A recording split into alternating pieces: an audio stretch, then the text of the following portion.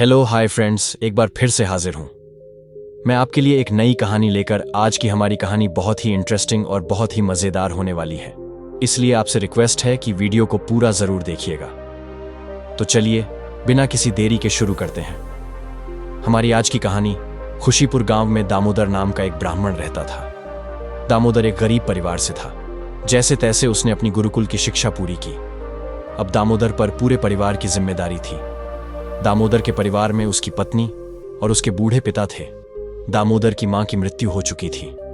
ब्राह्मण दामोदर अब गांव में लोगों के शादी ब्याह और श्राद्ध आदि के काम करवाता था और अपना गुर्जर हुआ करता था। परंतु गांव में दक्षिणा के नाम पर उसे बहुत ही कम पैसे मिलते थे। ऐसे में ब्राह्मण दामोदर कई बार सोचता कि उसका परिवार कब इस गरीबी से बाहर आएगा। एक बार ब्राह्मण दामोदर के मन में यह विचार आया कि क्यों ना राज्य के राजा के दरबार में जाया जाए। हो सकता है राजा खुश होकर मुझे ब्राह्मण को दान में कुछ धंधे दें। ऐसा सोचकर दामोदर अगले दिन राजा से मिलने पहुंच गया। राज्य के राजा स्वभाव से बड़ा क्रोधी थे। अगर उनके मन के मुताबिक कोई काम नहीं होता तो वह तुरंत गुस्से में आ जाते थे। दामोदर को राजा के गुस्सैल स्वभाव के बारे में जानकारी नहीं थी। राजा ने जब देखा कि एक ब्राह्मण मिलने आया है तो राजा ने बड़े ही सम्मान से उसका स्वागत किया।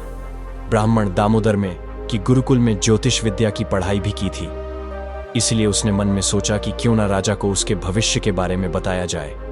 दामोदर ने कहा, महाराज है, यदि आप चाहे तो मैं आपकी जन्म कुंडली पढ़कर आपका भविष्य भी बता सकता हूं। राजा दामोदर की बात सुनकर खुश हो गया। उसने ब्राह्मण दामोदर को अपना भविष्य बताने के लिए कहा।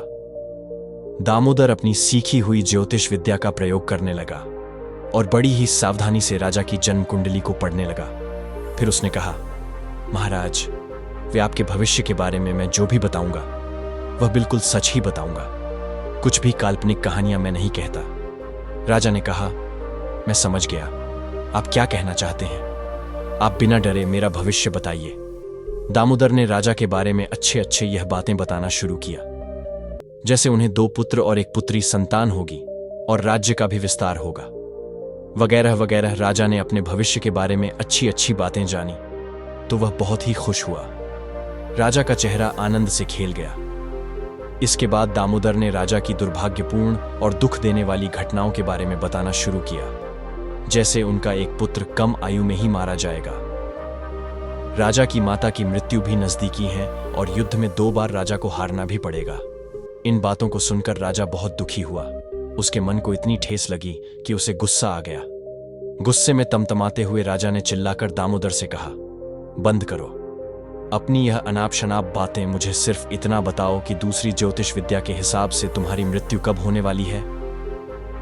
दामोदर यह सुनकर घबरा गया। वह समझ गया कि राजा उससे नाराज हो गया है और उसे मृत्यु दंड देना चाहता है, परंतु उसने अपने डर पर काबू पाते हुए कहा, महाराज, मैं अपनी मृत्यु के बारे में भी बता सकता हूं, पर इसके लिए मुझे 1 दिन का समय चाहिए। मैं घर जाकर अपनी जन्म कुंडली देख लूंगा और फिर आपको यह जानकारी दे दूंगा। राजा ने गुस्से में ही जवाब दिया, तो ठीक है, कल फिर से तुम मेरे पास हाजिर होना और अपनी मृत्यु का समय भी बता देना। दामोदर वापस अपने घर आया। उसने अपने पिता को सारी बात बताई। दामोदर के पिता ने कहा, दामोदर, तुम चिंता मत करो। आवाज। राजा गुस्से में थे। कल तक राजा का गुस्सा शांत हो जाएगा। सिर्फ वह करना जो मैं तुम्हें समझाऊंगा। अगले दिन दामोदर वापस राजा के सामने हाजिर हो गया। सच में आज राजा के चेहरे पर क्रोध नजर नहीं आ रहा था। दामोदर ने राजा से कहा, महाराज, मेरी मृत्यु का समय मैंने जान लिया है। मेरी मृत्यु आपकी मृत्यु से 1 दिन पहले ही होने वाली है। राजा जो दामोदर को मृत्यु दंड देना चाहता था, उसने जब दामोदर के मुंह से अपने मृत्यु की भविष्यवाणी सुनी थी तो वो डर गए कि अगर मैं दामोदर को मृत्यु दंड देता हूं तो अगले ही दिन मैं भी मर जाऊंगा। दामोदर के इस बुद्धिमानी भरे उत्तर की राजा ने बहुत ही सराहना की। उसने दामोदर को सोने के सिक्के से भरी एक थैली उपहार में दी और उसे सम्मानपूर्वक विदा किया। दामोदर धन लेकर घर पहुंचा और उसने अपने महिला के पैर छुए और कहा कि पिताजी, इस समस्या का जो हल आपने मुझे बताया था वह बिल्कुल सही था। मैंने ठीक वही उत्तर दिया जो आपने मुझे बताया था और राजा ने मुझे यह धन देकर विदा किया है। अब दामोदर के परिवार का जीवन बड़ा ही सुखमय होकर बीत रहा था। इसी तरह की मजेदार कहानियां देखने के लिए चैनल को सब्सक्राइब कर लें और बेल के आइकन को ऑन पर सेट कर लें। वीडियो को कमेंट और लाइक करना बिल्कुल मत भूलिएगा। थैंक यू फॉर वॉचिंग है।